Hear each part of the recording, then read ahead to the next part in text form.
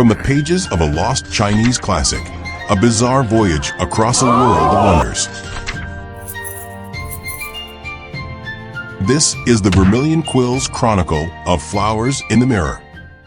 After leaving the land of volatile fire, Tang Ao, Lin Zhi-Yang, and Duo Jiu-Gong arrived at a realm that seemed to touch the very heavens, their senses overwhelmed by the thin air and dizzying heights.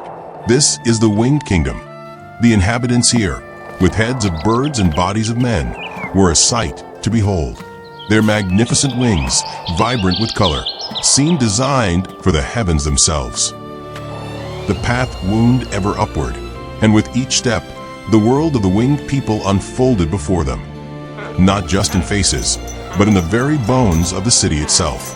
Their civilization was a vertical tapestry of cliffs and bridges, engineered for beings who could command the air. It was a world built for flight, but a vital piece of this design was missing. Instead of soaring, they simply plummeted, their wings held stiffly, turning a potential flight into a clumsy, uncontrolled glide.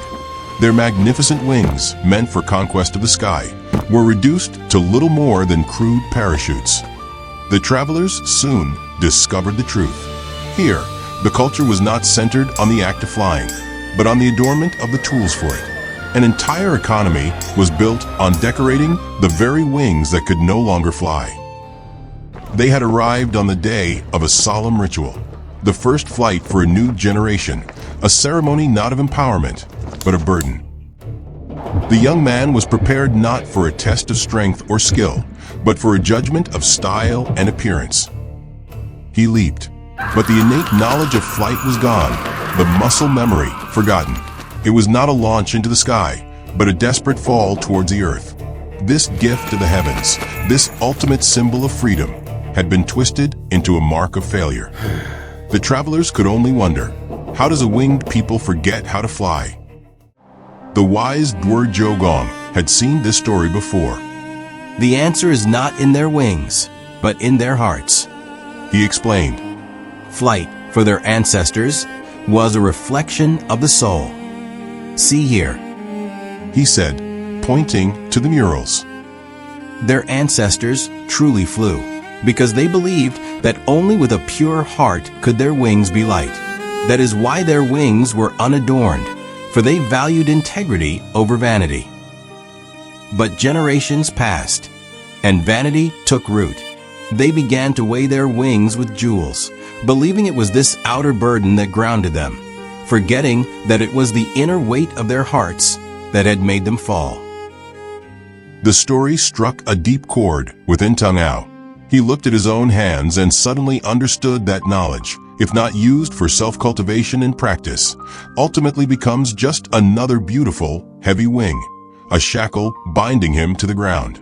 Lin Zhi-Yang felt a more immediate horror. In their story, he saw a chilling reflection of his own future. A merchant whose adventurous spirit, his very wings of commerce, had been traded for comfort, forever grounded by the weight of his own success. The true tragedy was not the fall. It was that no one even recognized what had been lost. They criticized the style of the glide, completely blind to the forgotten miracle of flight itself. And so the cycle continued, from the first leap of youth to the last fall of old age. Life here was defined by this beautiful failure, this magnificent hollow ritual. The travelers departed in silence. Was the scroll blank for a lack of words, or a lack of courage to write them? They each faced the same chilling question. What great gift of their own had they neglected and allowed to waste away? They were leaving not a kingdom, but a beautiful, towering monument to a gift that had been forgotten. The chronicler's note: the winged people forgot how to fly, but more importantly, they forgot why. Talent is not eternal. It requires purpose to give it meaning, and virtue to sustain its power.